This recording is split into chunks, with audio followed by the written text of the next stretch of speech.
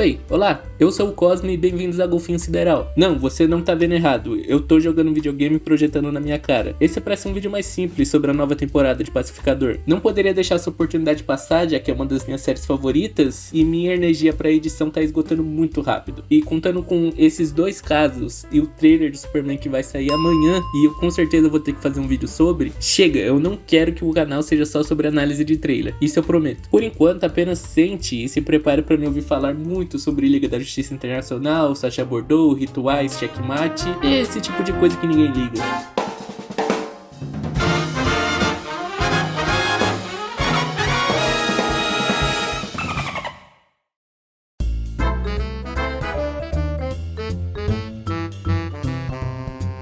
Antes das aparições bombásticas, queria falar sobre o quão hábil esse teaser é em esconder a história, ao mesmo tempo que nos dá um panorama geral da temporada. Muito rapidamente fica claro onde cada personagem se encontra emocionalmente, como cada um enfrenta as consequências e a ingratidão após terem salvo a humanidade. Essa falta de propósito, solidão e distância. Tá legal, tá bom, precisamos falar sobre o elefante na sala, ou melhor, a gangue de elefantes na sala.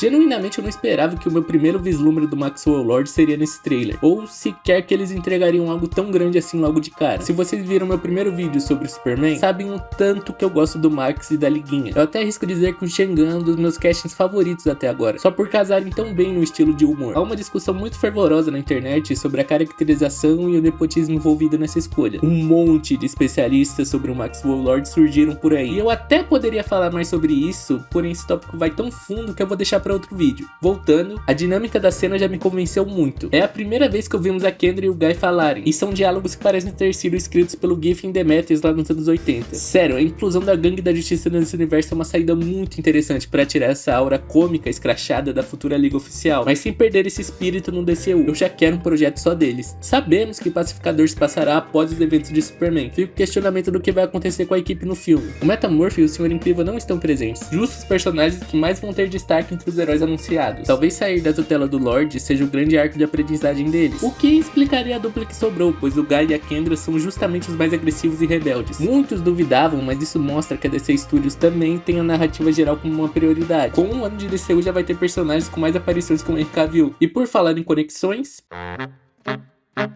Vingança! Finalmente teremos uma resolução para esse arco gigantesco, construído despretensiosamente desde o Esquadrão Suicida. Sim, eu ainda não superei a morte do Flag, e quero ver o Pacificador apanhando um pouquinho por causa disso. Nessa história toda, a Waller deve ter rodado depois de uma líder estrangeira inocente ter sido assassinada sob sua supervisão. Agora o Flag é o diretor e está com sangue nos olhos, talvez até de maneira controversa dentro da própria Argus. Essa caça ao Pacificador cria um cenário interessante, pois muitos membros da Eleven Street Kids são funcionários do General, além de ser uma boa saída para obrigar um homem branco a enfrentar as consequências de seus atos. Honestamente, esse tipo de especulação é a melhor coisa sobre essa série, pois, como o Gunn falou, é como reencontrar velhos amigos e ver quem tá mais ferrado. Como que o relacionamento entre Emilia e Chris se desenvolveu, o que a Leota tá fazendo da vida pós-Exposed, se o Economus ainda é o Economus. Economus is steadily staying the same. His arc is a straight line to awesomeness. Pelo jeito é assim. E o Vigilante, cadê ele? Ele não apareceu? Eu tenho que me contentar com aquela HQ solo insana, mas quero saber muito o que ele tem feito. Ironicamente, isso é exatamente a temática da música Eleven Street Kids. Das lembranças de amizades que acabaram há muito tempo, a nostalgia, não poder mudar o passado e ter apenas a opção de se perguntar onde todos estão, sobre seguir a vida independente de suas amizades. E por falar no assunto,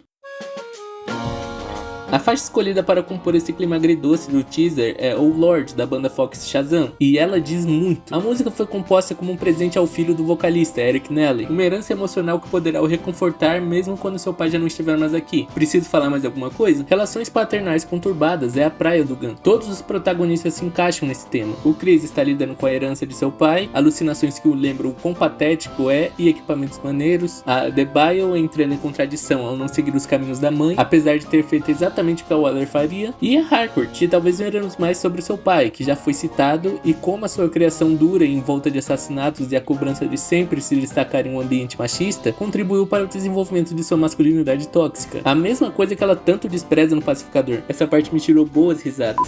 De que você sofre de uma forma grave de masculinidade tóxica. O quê? Posso tocar na ferida? Aquele pacificador não é do DCU. Vou chamar ele de P2 e o original de P1. Eu duvido que essa seja a solução para a troca de universo. E eu tenho meus motivos. O DCU não vai se dar o trabalho de mudar o nome de todas as bandas. O P2 tendo uma roupa diferente não é confirmação de nada. Nesse universo, o P1 já foi retratado com o primeiro traje. E já foi confirmado que isso não vai ser grande parte da história. Vocês precisam se acostumar com a ideia de que o P1 sempre foi o do DCU e bola pra frente. Eu até pensei em duas hipóteses para encaixar o DCEU na trama.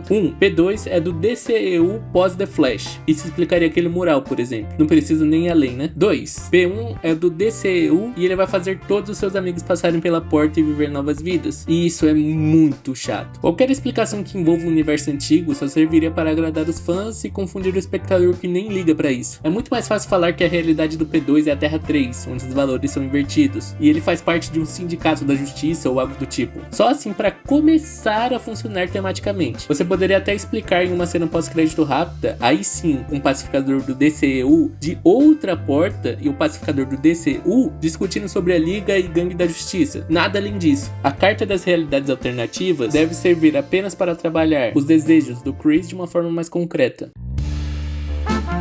Alguém mais notou que o P2 tem uma Desert Eagle fornecida por Israel?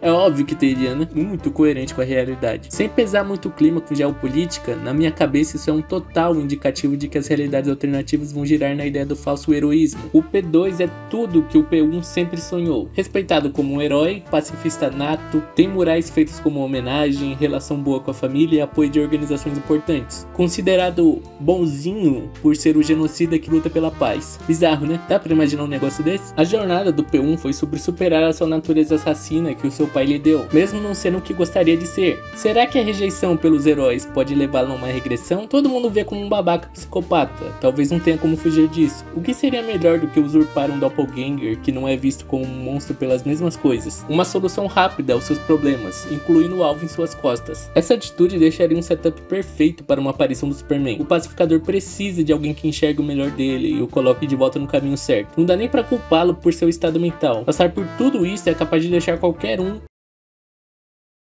Pode esperar que o pacificador se aproxime muito de sua contraparte nas HQs, que é assombrado pelas supostas almas de suas vítimas que residem no seu capacete. Eu apenas sei que o Robert Patrick vai destruir nessa temporada. Quem sabe o Gunn pode até puxar um pouco da ideia original que o Kate Giffen escreveu para o personagem na sua revitalização pós-crise nas Infinitas Terras. É outra oportunidade para explicar a troca de universos. O Chris será atormentado por memórias de outras dimensões, devido à sua constante exposição ao universo de bolso. O que dá para ter certeza é que todo homem que paga de machão pode ter todos esses problemas e jamais procurar um psicólogo.